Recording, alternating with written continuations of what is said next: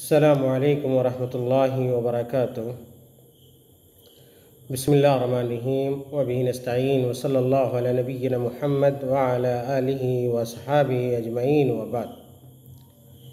ایک دفعہ ایک شخص نے علامہ عبدالعزیز بن باز رحمہ اللہ سے سوال کیا کہ آپ یہ بتلائیں کہ اللہ نے یقیناً آدم علیہ السلام کو مٹی سے بنایا اور ان سے پہلے فرشتوں کی تخلیق کی۔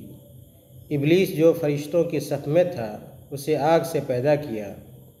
سوال یہ ہے کہ ابلیس کو آگ سے کیوں پیدا کیا گیا اور اللہ نے فرشتوں کی تخلیق کس چیز سے کی ہے؟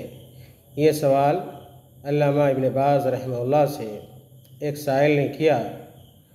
اس سوال کا جواب علامہ رحمہ اللہ نے اس طرح دیا کہ حضرت عائشہ رضی اللہ تعالی عنہ سے مرفوعاً روایت ہے کہ رسول اللہ صلی اللہ علیہ وسلم نے فرمایا، فرشتے نور سے پیدا کیے گئے اور جن آگ کے شعلے سے، اور آدم اس چیز سے پیدا کیے گئے ہیں جو تم لوگوں کو معلوم ہے، یعنی مٹی سے۔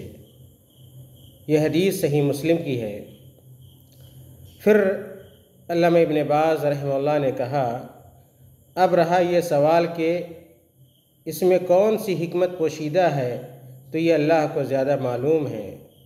وہ جو کچھ پیدا کرتا اور جس طرح کا قانون بناتا ہے اس کو سب سے زیادہ وہی جانتا ہے، اور اس کی حکمتوں سے سب سے زیادہ وہی واقف ہے۔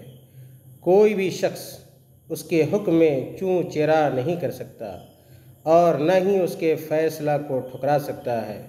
وہ ہر شے پر قادر ہے۔ اس حدیث سے، اس سوال و جواب سے ہمیں یہ معلوم ہوا کہ فرشتے نور سے پیدا کیے گئے ہیں اور جن کو اللہ رب العالمین نے آگ کے شعلوں سے پیدا کیا ہے۔ اللہ تعالیٰ سے دعا ہے کہ اللہ تعالیٰ ہمیں اور آپ کو نیک اعمال کی توفیق عطا فرمائے، اور اللہ رب العزت علامہ ابن باز رحمہ اللہ کو اور ان کے تمام شاگردوں کو جو اس دنیا سے جا چکے ہیں انہیں کروٹ کروٹ جنت نصیب کرے، آمین۔ وصلی اللہ علی نبینا محمد وعلی آلہ وصحابہ اجمعین۔